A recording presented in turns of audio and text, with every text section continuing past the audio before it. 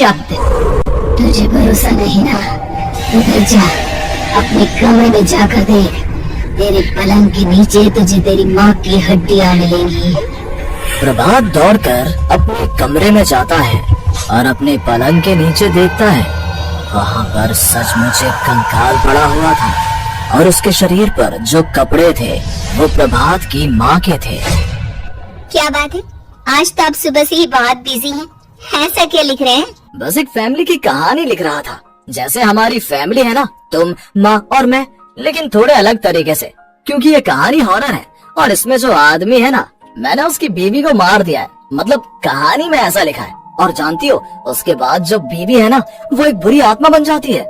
क्या बेटा, इस तरह की डरावनी कहानियाँ क्यों लिखता है तू? जानता है ना, हम जो सोचते हैं, जो लिखते हैं, हमारा दिमाग पूरा दिन वैसा ही होता रहता है। माँ, परेशान होने वाली क्या बात है? राइटर हूँ मैं, मेरा तो काम है कहानियाँ लिखना। और वैसे भी ये सिर्फ एक कहानी है माँ, कोई सच नहीं है। उसके बाद कुछ दिन बीत जाते हैं। एक रात प्रभात को अपने ऑफिस से लौटने में देरी हो जाती है। रात के लगभग 12 बजे हुए थे। प्रभात जैसे ही अपने घर पहुंचता है, उसने देखा कि उसकी पत्नी दुर्गा डाइनिंग टेबल पर उसका इंतजार कर रही है। आ गए आप? कब से आपका इंतजार कर रही थी। देखिए ना, खाना भी ठंडा हो गया है।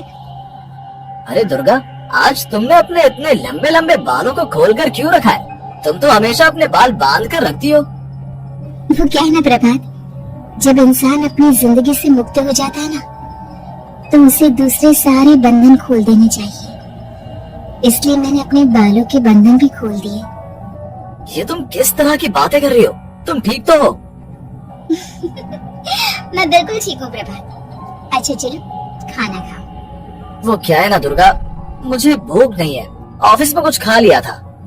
कोई बात नहीं, मैं तुम्हारे लिए एप्पल काट देती हूँ, एप्पल खा लो। नहीं दुर्गा, मुझे नहीं खाना है, मेरा मन नहीं है यार। तभी अचानक से दुर्गा अपने हाथ में एक बड़ा सा चाकू लेकर प्रभात पर हमला कर देती है। प्रभात अपने आप को बचाने की कोशिश करता है। आज मैं तुझे नहीं छोड़ूंगी, तुझे अपने साथ लेकर जाऊंगी अपनी दुनिया में। ये क्या बोल रही हो तुम? तुम्हारा दिमाग खराब हो गया है। आखिर तुम हो कौन?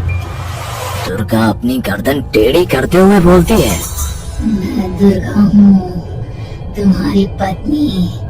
ध्यान से देखो मेरी आंखों में। प्रभात बुरी तरह से डर जाता है और घबराहट में वो चाकू अपनी पत्नी के पेट में मार देता है। उसकी पत्नी की वहीं के वहीं मौत हो जाती है और उसकी चीख की आवाज सुनकर उर्मिला दौड़ते हुए बाहर आती है। ये तुमने क्या किया प्रभा? तुमने अपनी पत्नी का खून कर दिया। लेकिन तू तो उसे बहुत प्यार करता था बेटा। तूने बहू को क्यों मार डाला? माँ, ये आपकी बहू नहीं थी, इसके अंदर कोई बुरी आत्मा घुसाई थी। मैं नहीं जानता ये सब कैसे हो गया, लेकिन वो मुझ पर हमला कर रही थी, मुझे मारने की कोशिश कर रही थी। माँ, मैंने कुछ नहीं किया। ये तूने क्या कर दिया बेटा? दुर्गा ने मुझे कहा था कि वो तेरी कहानी को उस कैरेक्टर की तरह एक्टिंग करके तुझे डराने की कोशिश करेगी। अरे वो तो तेरे साथ मजाक कर रही थी। हे भगवान, ये क्या हो गया? इसका मतलब दुर्गा। लेकिन माँ, मैंने जो कहानी लिखी थी उसमें भी ऐसा ही हुआ था।